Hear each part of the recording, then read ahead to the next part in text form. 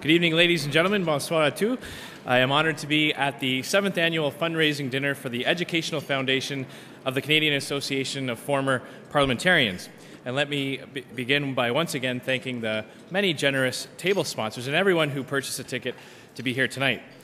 The proceeds of tonight's event support the important and expanding work of the Educational Foundation as it promotes interest and commitment to democratic values and parliamentary democracy both in Canada and in developing nations around the world. La Fondation pour l'éducation de l'Association canadienne des ex-parlementaires peut tirer parti de la vaste expérience de ses membres, qui sont d'anciens parlementaires et qui consacrent bénévolement du temps et des efforts pour appuyer le travail de la Fondation. Ces ex-parlementaires sont un atout précieux pour le Canada. Je salue l'association pour sa capacité de mettre à profit leur connaissance et leur sagesse, et je félicite les commanditaires de cette activité. I am very pleased to be able to introduce the guest speaker for this evening, a Gemini-award winning journalist who has brought a new and refreshing perspective on reporting business and economic news. Amanda Lang is the senior business correspondent for CBC News and anchors the daily business news program, the Lang and O'Leary Exchange. Well, business news isn't always good news. She nonetheless makes this all-important topic interesting, informative, and enjoyable through her dynamic presence and innovative perspective. And along with her deep Saskatchewan roots, it's a very great pleasure for myself as well to be able to welcome her tonight. Ladies and gentlemen, please join me in welcoming Amanda Lang.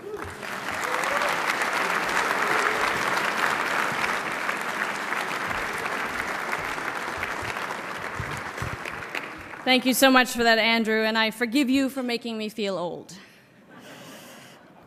It is a great pleasure to be here with you. The truth is, though, that as a business journalist, I'm often asked for a kind of a view of the economy of Canada's state, and what that means is a synthesis of expert opinions. That's what I do. I talk to smart people all the time, and I get a read of a kind of a cross-section of what they think. The truth is, though, we in Canada have enjoyed a period of strength and stability.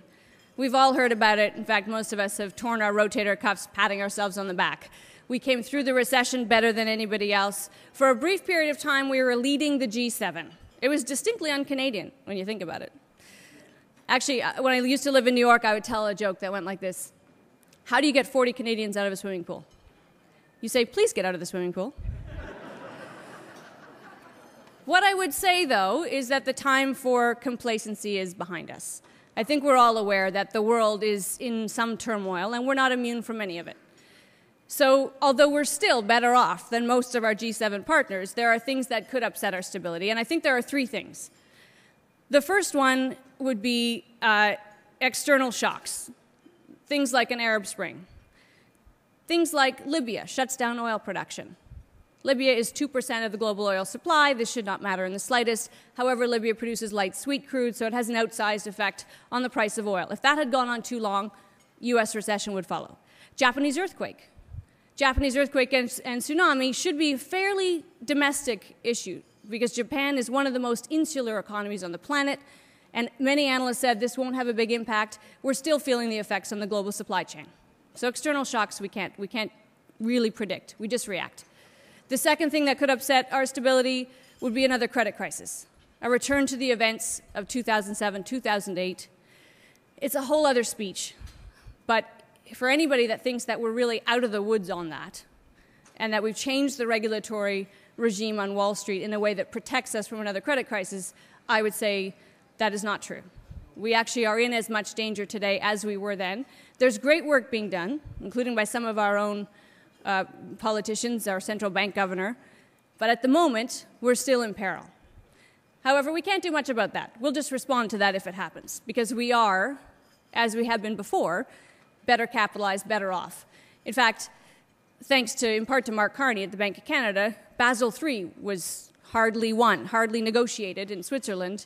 Basel III is a new standard for capital ratio rules, and Canadian banks are already rushing to implement it. It's fantastic. All I will say is that U.S. banks never got around to implementing Basel II. I'm not super optimistic on this front. Still, we can't do anything about that. The third thing, and that's what I want to talk to you about, is the only thing that's 100% in our control, and it's our productivity. Now, usually at this point I say, if you see anybody nearby nodding off, just give them a sharp elbow. Productivity sounds like a really boring economic term. I've spent a long time talking to a national news desk about why it's important. And a lot of the people in this room are aware of this problem because it's not a new problem in Canada. But the best way, I think, to think of productivity is as a measure of wealth. And the most important thing about it is if our productivity is increasing, our wealth is increasing, and if our productivity is falling, our wealth is falling. And the news flash is that we are the first generation in Canadian history in danger of leaving our children poorer than we are. Doesn't have to be that way. There's a really great chart of the quality of life over thousands of years. And for thousands of years, it was basically a flat line. People didn't really leave their children meaningfully better off than they were. And then there's this moment when this quality of life chart, the 15th century, spikes like a hockey stick. The Gutenberg press changed everything. Why? Well, because suddenly information that previously had been lost or buried, literally, was now stored, saved, and improved upon. And what we can count on as human beings is that our creative impulse, our impulse to do better if we're given the tools to do so, is inherent. So all of a sudden, we were improving. Now, it's not as though in those thousands of years before nothing good had been created. There was fire and the wheel. Not bad. But suddenly the sharing of information made the human creativity a spirit that was unleashed. Okay, so fast forward to today. Technology is more powerful than ever. If you have a question, you Google it with your handheld. You never have to look stupid again. Unless you have something to say and you tweet it. We can share information simultaneously, and it should mean that that hockey stick will only accelerate. So why isn't it happening in Canada? Why is our productivity so abysmal? Well, there's lots of theories, and again, because this is a 20-year-old problem, there are people in this room who have forgotten more about this problem than I will ever know. But there are various theories that are posited. First of all, the Canadian dollar, of course, kept us protected for a long time. We were on sale, 60 cents off. Our manufacturers didn't have to work hard, so the theory goes we got lazy. Trouble with that theory is that for the last 10 years, our loonie has been appreciating. And for about the last 3, we've been near par, near enough par that manufacturers has had to adjust. And most of them have. That's the good news. Most of them have. So it can't really be a currency story. My co-host on the Lang & O'Leary Exchange says blame government for everything. And so the two things that people will often trot out for our productivity problem are taxes, policy around taxes, and policy around trade. And it would be really tempting to say that's right, except that in both of those cases, they have been supportive of more productivity for years now. Do we have a perfect tax system? No. Is it getting better? Of course it is. Corporate taxes are coming down. Income taxes have come down. Simplifications all the time. Trade is getting freer by the minute. Year by year, we have more free trade. Even interprovincial trade barriers, which are so troublesome, are getting better. People know they're trying to work on them. Great stuff's being done. Industry Canada, incidentally, could show you a chart that would make a deputy minister weep.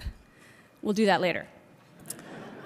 It's the spending by government in Canada on R&D tax credits. And it goes up like this. And on that same chart is a line that shows you the investments by business in R&D in Canada, and it goes like this. Opposite. I don't know why. People are trying to figure this out. This is what I want to say about productivity tonight. Productivity, which is often considered to be a measure of doing more with what you have. You have 10 workers, you make 10 widgets, fire 5 of them, make the same 10 widgets, productivity is up. That's the kind of productivity that often follows a recession. Americans are great at that kind of productivity. Replace some of those workers with machinery, productivity's gone up. There's another kind of productivity that's that kind of process manufacturing productivity that's better, which is you make the same 10 widgets with the same 10 workers, but you make them better. You enhance them somehow, and your customers pay more for them. Your profit goes up, same number of employees, your productivity has gone up. But what is productivity? What are we even talking about? It's not hours worked. The Greeks work materially more hours per year than the Germans. That should get a laugh. Productivity, and this is how I want to talk to you about it tonight, in a totally unlearned, unacademic way. Productivity and innovation are the same thing.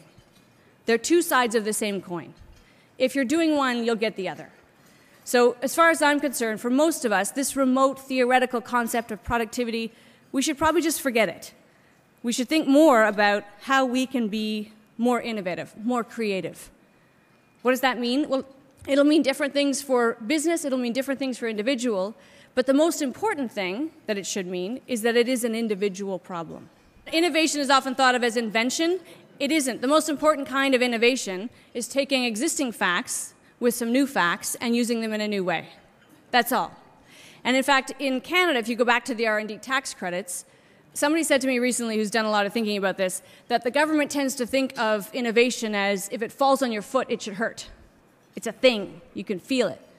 Innovation should be applied to the service industry in a much greater way than it is, because it's 70% of our economy. It's important.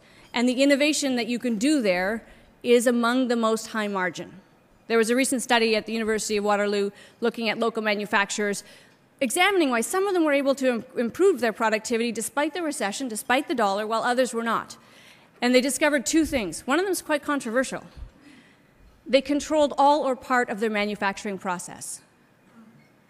So, do we outsource or don't we outsource? That's the controversial part. The part that I think is really exciting is the second way that they did it was collaborating with their customers. Because if you think of manufacturing, there's process innovation. There's how do we make this better? Toyota has completely perfected this. You may know about Toyota's lean manufacturing concept. Lean manufacturing says we do all of these things in order to get a car to a customer. Let's look at what we do and ask the question, is there anything in the chain the customer won't pay for? If there's anything they won't pay for, we're going to stop doing it. And I actually think lean manufacturing can be applied to a lot of our own lives and our own jobs. Whatever it is you do, who's your customer? It could even be your relationship, your family. Lean manufacture your own life, and you're getting somewhere. So how do we innovate? How do we do this? The best explanation I've ever heard for how to foster a culture of innovation, thank you very much, is from a guy who works at Cisco here in Canada, and he said, you know, it's sort of a kindergarten concept. How do you innovate? You ask why, or why not. That's all. You take that question and you apply it to your life, to your business, to your processes, and you start to get somewhere. I work at a big company. I'm going to just share with you my personal productivity challenge. There's a Hewlett-Packard printer that sits 10 feet away from my desk. The thing jams about once every 22 minutes. I've become an expert. If anybody needs help unjamming a printer, I am your girl. It's a frustration because I print things because I'm too old, Andrew, to read them on the screen. I want to download things onto paper and read hard copy. So I get all this information, but I want to print it and read it, and the whole process gets stymied by this printer. So one day I'm at my desk, and I get an email from something called I/O. Now, I/O is the internal CBC systems group. It's a big company. There are people that run things. I get about 600 emails a day. So when I see an email from I/O, I delete it immediately. This one, though, had a subject line that read, "Results of the Print Optimization Survey." And I got really excited, and I thought, of course they're thinking about it. They're not dummies. It's a big bureaucratic place, but they know we need to print things. And they've assembled a task force, of course, and they probably had too many meetings and it took too long, but they've come up with an answer, and this is thrilling. So I open the email, and the results of the Print Optimization Survey are that we have, at CBC, 40% too many printers. They're not going to fix my Hewlett-Packard printer, they're going to take it away. Now, I, of course, could go buy my own printer, but there isn't really a process for that. The point of this story is merely that in all of our lives, there are productivity challenges. I think in all of our lives, there are innovation solutions. That if we own the problem on an individual level, we'll get a lot further. Now, when I've been sort of thinking about this and talking about this, you get very quickly to education and how we're educating young people. And we're probably doing it wrong. If you just consider, without knocking any particular teacher or school or method, our schools, our teaching system was designed for the industrial era. It was based on a 1900 model. It worked really well for the industrial age. our kids need different tools. So it makes sense that we should probably be thinking about how we're educating them and maybe doing it a little bit different. Roger Martin is the dean of the Rotman School at U of T. And I want to share something of his story. He's one of the best deans the school's ever had. And when Roger got there, he realized, he sort of did a process analysis on what a dean does by looking at what his predecessor had gotten up to. And his predecessor had spent a day a week on the financials, on the budgeting for the school. It's not a small thing, it's an important thing, but Roger was horrified because he didn't want to do that, and he wasn't very good at it. So he called in the CFO and he said, I'm going to turn your world upside down, but you're going to thank me when it's over. You own this whole file. I'm not doing it. We're going to check in once a month. We're going to make sure we're good. I'm not doing this. And with that one stroke, freed up 20% of his time. He did it in 3 or 4 other things. He delegated. He calls it thin slicing. And the thing that I find inspiring about it is, it simply says, when you're at work, to the extent of your abilities, do the things you're good at. Do the things you're best at. And if you're really lucky, do the things nobody else can do. Everything else, try to stop doing. It's not always possible, but for people in this room, you have a better shot at it than a lot of people. The various kinds of innovation get a lot of airtime. There is, as I said, process innovation, which there's a lot of work being done on. There is outright invention, which is obviously a fascinating facet of this, but not many of us can be inventors. I mean, invention is taking something out of whole cloth. In fact, often when you speak to groups, they give you a gift for being there.